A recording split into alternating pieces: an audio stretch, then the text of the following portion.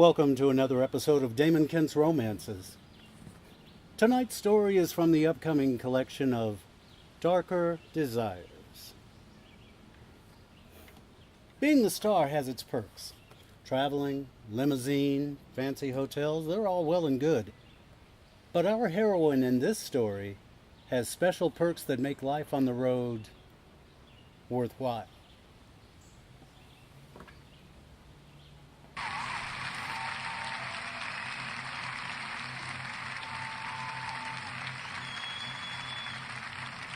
The final chord reverberated through the stadium.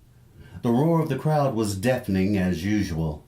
She reveled in their adulation. She drank in their praise. After her final bow, she was ushered from the stage by her chief of security. His silent signal to her assured her that the proper arrangements had been made. She was pleased. After a good show, she always looked forward to this part. She mechanically thanked the well-wishers backstage and accepted the congratulations from her crew, but her mind was focused on the events to come. She arrived at her dressing room, and her security chief positioned himself outside her door, assuring that she would not be disturbed by anyone. Upon entering her well-appointed accommodations, her eyes fell upon her well-deserved reward. Tonight's toy boy had been picked by her security chief personally and informed that he would be well rewarded for tonight's festivities and that his silence would be beneficial to all. He stood up as she entered the room. His casual good looks pleased her. She walked around him, appraising him as she let her hand trail across his shoulders and back, testing the muscles beneath his shirt. She looked at him and smiled. Planting herself on the sofa, she commanded him, "Strip." Having been informed of the rules, he complied immediately. Removing his denim vest, he was happy that his t-shirt did not bear the name of another star's tour. Slowly pulling over his head, he revealed abs, though not chiseled. They were firm and defined.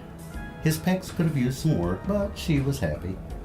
As he unbuttoned his jeans, her heart began to race.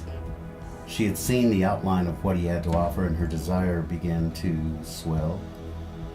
This is gonna be fun, she thought to herself. His jeans dropped to the floor, and he stepped out of them, leaving them pooled at his feet as he stood there in his black boxer briefs. She stopped him so she could check out his body. She had him turn around and saw that his calves, legs, butt, back were just yummy.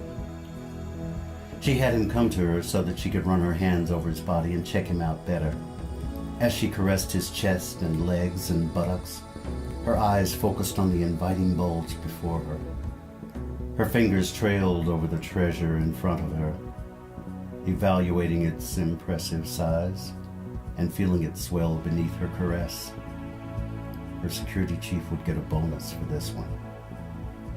She pulled his briefs down slowly. The curly hairs trailing downward from his navel pointed the way to her destination. As his shaft came into view, she quickly pulled the shorts down, causing his member to spring up and slap against his stomach before steadying and aiming slightly above her head. She suddenly stood up and removed her halter top and skimpy shorts she had worn on stage. She gently pushed him to his knees, and he knew what to do. Sliding his hands up the back of her calves and thighs, he pulled her to him as he began to kiss her from her belly button ring down to her beautifully trimmed mouth. His tongue danced over the sensitive flesh and settled on its intended destination. Placing her hand on the back of his head, she used him for her own pleasure. He meant nothing to her. He was merely there to satisfy her, and she would not be denied. As his oral ministrations brought her to a peak, her knees buckled and she slumped back onto her sofa. She caught her breath for just a moment. She wasn't finished with him. Not yet.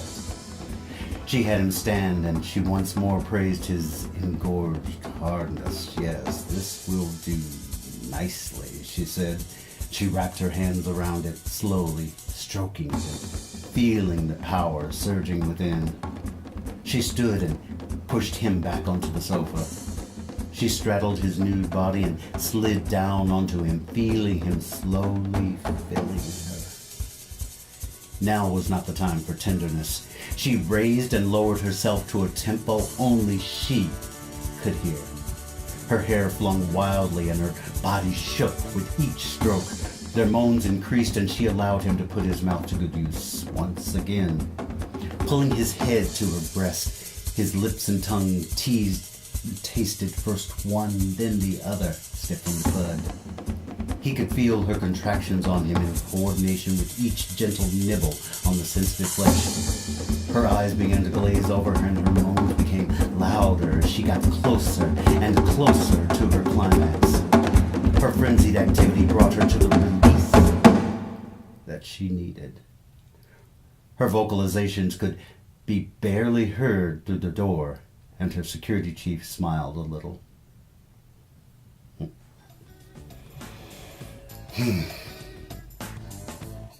She quickly jumped off him and strode toward the shower. Knowing that she had left him high and dry did not really matter to her. She told him, "Thank you. My bodyguard will see you home safely." She took a quick shower and joined her backup singers for a night on the town. As her limo pulled out from the secure parking area, she didn't even see her toy boy being ushered into a cab. Looking wistfully her way, but knowing the rules, he knew he would never forget this night. She was already looking forward to the next stop on her tour.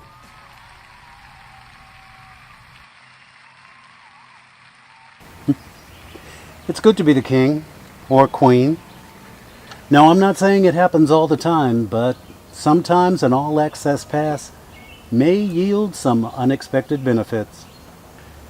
Join us next time for another episode from the upcoming audiobook Damon Kent and Your Darker Desires. Or enjoy stories from Volume 1, Rush Hour Romances, available at cdbaby.com/Damon Kent or Amazon.com. Until next time, be well.